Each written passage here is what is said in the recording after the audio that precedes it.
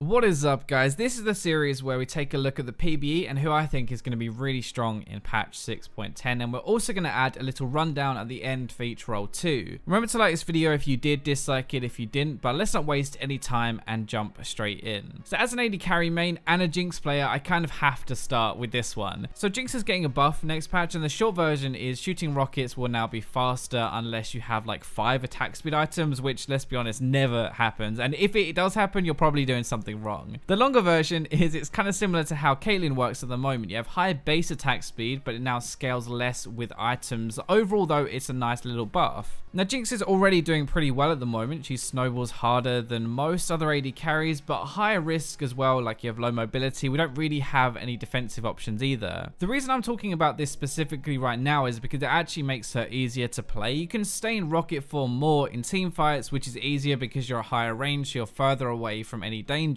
The AoE damage in your rocket form actually makes target selection a lot less important. You're going to hit everyone around you anyway, right? And you have to actually switch less, which is going to be nice because you don't have to worry about the right time for which. If in doubt, you just go for your rockets. Overall, she already has a decent win rate anyway. The more tanky the meta gets, the better she is actually going to be. And it's not because she's just a good tank killer like she is, but it's not really about that. It means that less high damage people are jumping in your face if there are more tanks in the game. So I'm going to talk about an underrated pick moving into 6.10 in a minute, but I first want to talk about Rise. You know how there's like that quiet kid at school or work who just doesn't really talk in class? He sits there but just aces everything with top marks. That is kind of like Rise right now, I guess. Sitting quietly at the back, not bringing much attention to him, but really strong and just crushing games. The thing is, he's actually not being changed at all on the PvE, but the more tanks we see, the more Rise can farm up and really destroy people. He's actually good mid or top. Like, the picks he's against in both roles are fine for him in lane. He does insane damage with the new items as well, which is something we kind of expected moving into this. He crushes these auto attack based AD carries. Vayne short range has to attack him, and if you're close enough to attack him, you're close enough to get rooted and completely blown up. Personally, I think he's really good right now, and people are going to realize this more in 6.10, and we'll be seeing a lot more of him. Now back to the PvE though, and as I said, it's kind of time to look at one of my most underrated picks going into 6.10, which is Anivia. She's actually not as bad as people think she is right now. It just takes a kind of bit of time to adjust and feels clunky, I guess. It's kind of awkward doing the R plus E combo now. So the buffs on the PvE mean less mana early to keep the ult up, which is nice, more range, and it's bigger to start with, but there is a big one. Zhonya's does not cancel the ultimate anymore. So basically, imagine sitting in a team fight. Use Zhonya so you can't be touched, but you're still doing all of that damage around you with your ultimate. That's a really nice change actually, and you're going to be doing a lot of damage as well with that while surviving for even longer. You have Rod of Ages, which is decent in lane. Tyr is still good, if not better, after the update as well. So we now have a situation where she does loads of damage and fits the kind of a mobile mage style. She is not quite as easy to pick up and play due to that kind of clunky feel, I guess. I played a lot of Anivia and it did feel weird for me, but she is still really good if you relearn her. So we're going to talk about Bloodrazor a little bit, and it's getting a buff this patch. Now this is something I thought last patch would be pretty good, but actually in practice testing it out, it kind of was a little bit crap. So the percentage damage is going up to 4% from 3%, the attack speed up to 50% from 40%. By the way, 50% attack speed is even more than a Phantom Dancer. It's more than a fully stacked Rage Blade, so it is a ton. So 1% on its own does not really seem like too much, I guess, but if you throw a Rage Blade in there and its passive where it applies is twice, in 2 hits we've gone from 9% to 12%. Over 4 hits, that's 24% now instead of 18%. You can actually see this makes a big difference when you put it with a Rage Blade, or if you just think about it over time when you're attacking so quickly. Kindred is probably the happiest right now. You don't actually use the Rage Blade on her, but attacks really quickly, and the extra damage is going to stack up with the passive damage especially as well. So in 6.9, she actually got a little bit of a nerf, and we saw the new Bloodrazor instead of the Sated Devourer, and it hit her really hard. She went from like the top to kind of just average. Master Yi actually has one of the lowest win rates in the whole game at the moment, but I still think that he's going to be okay in 6.10 with a Rage Blade if he gets ahead. Because of how much gold extra it is, you do need to be ahead, and he's also getting a small buff this patch. It's interesting because at the moment we're seeing like Volibear, Skarner, Nunu, just basically anyone who builds Cinderhulk back into the meta, and I think the new Bloodrazor should in theory bend them over a little bit. Basically, it wasn't really a full-blown tank meta before because Cinderhulk sucked pre-update, and we had like Master Yi and Kindred who just outscaled and killed them. Not so many tanks in the jungle at least. Now we have no Sated Devourer though. These picks don't do as well later tank shredding. The Cinderhulk buff means we got more tanks in the jungle. This will kind of help put them down a little bit likely, but not fully. One last thing with this is what about AD carries with Smite and Blood Razor that I mentioned a few weeks ago. So now Blood Razor is actually stronger, we might see it more. It's worth on like heavy attack speed champions like Kog'Maw, Vayne. Applying that on hit percentage damage is ridiculous. It's really only worth if you're against like heavy tanky teams, so a big beefy tank in the jungle and top lane together, but it's still a viable option. Now let's go into one of the biggest changes we could actually see, which is Swain. He's doing terrible right now, one of the overall lowest win rates in the whole game. The buffs are actually really nice though, so we're getting health per level, which is up, and also the ultimate is kind of bigger than it seems, I think, as well. So it used to scale with damage done, so it was affected by their magic resist and your magic pen, because obviously it was scaled with how much damage you do after that. After this though, it's a base value plus AP ratio, so it doesn't actually matter how much magic resist they have or how much magic penetration you have. Pen is really hard to build on Swain because it's like glass cannon style. Swain wants tank stats plus AP, not pen really, and this is perfect for him. Basically now building magic resist against him is going to reduce his damage to you, but it won't reduce his healing. So in my opinion, he'll be a crap ton harder to deal with building like Rod of Ages and a Spirit Visage and Zhonya's and Rylai's, etc. Even though it's not on the PB right now, Riot have said they want to add an execution for minions, so it's kind of easier to farm with him as well. And if we see that, then we could be seeing him like in the top lane as like an off-tank mage. So the last actual change that I want to talk about is the Ocean Drake. Now I think this is pretty crazy. It's changed now so that it restores 4, 8 or 12% of your missing health and mana every 5 seconds, and that is changed from 10% every 18, 12 or 6 seconds. So with 2 of these, which I think is probably the most common situation we're going to have, you'd get 16% back every 10 seconds instead of 10% every 12 seconds. I think that is ridiculous personally, and this could really see some poke champions come back into the meta. Imagine having 2 of these Drakes, right, and then just sitting near a turret poking forever and not running out of mana. Xerath is kind of flying under the radar a little bit, but a lot of damage. He's getting a buff this patch as well. Vel'Koz is getting buffs this patch, and even Brand is kind of semi underrated, I guess. He does a lot of damage poking over and over. The interesting thing though is the other side of this is against poke teams, you regen your health every 5 seconds. It kind of negates that poke in a way, so it's a double-edged sword against poke. So I said I wanted to talk a little bit about the state of roles going into this patch with my predictions based on the changes. For AD, I still think Lucian is going to be dominating with this Korean build. He's very strong in lane, but if you don't get beat in lane, then Jinx and Twitch can do way more late game if they survive. You have bigger front lines for them now with like Volibear and Skarner, which gives them more time to attack and crit, and that is perfect. For the mid lane, we might see more poke options coming through, and Nivea's objective control is more valuable, and I think as people learn her, she'll come back in, especially as well Cassiopeia might not suck as much this patch. The one thing I'm pretty sure about though is assassins are still going to be dominant, Fizz and Talon are still going to be really good, and Zed is still going to be permabanned. In the jungle, we're still going to see tanks with Cinderhulk, but Kindred will likely come back to the top with Nidalee, or at least be a little bit better. In the top lane, we'll see a mix of tanks and carry laners, but probably leaning towards carry laners if I had to guess, and if that's smart, which I mean teams aren't particularly smart, but in a perfect world, right, we have the carry laners top when the jungle is tanky and a tank top laner when the jungle is carry. For the support, we're probably going to see secondary tank options coming through more now if our top laner is going for a more carry style. Alistar is getting a nerf to his early ultimate resistance, so Braum is probably going to be top dog here. So I hope you guys enjoyed this video and my insight. Remember to like, subscribe, comment, share, but for now, let's go to the robots.